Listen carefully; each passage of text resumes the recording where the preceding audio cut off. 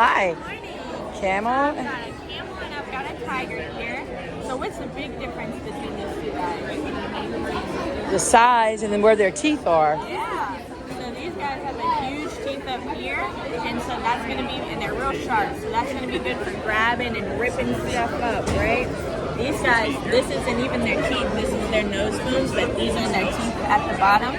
So they're going to put their teeth up against their palate and kind of rip the grass up that way, but then they bring it back here, and that's where they're going to do all their grinding and everything back here.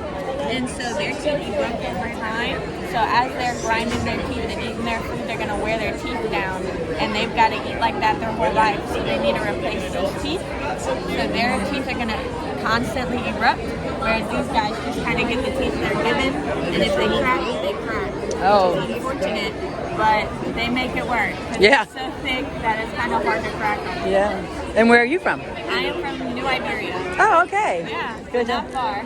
What high school did you go to? Westgate. Oh, okay. Yeah. You're a freshman? Yeah, I'm a first year here.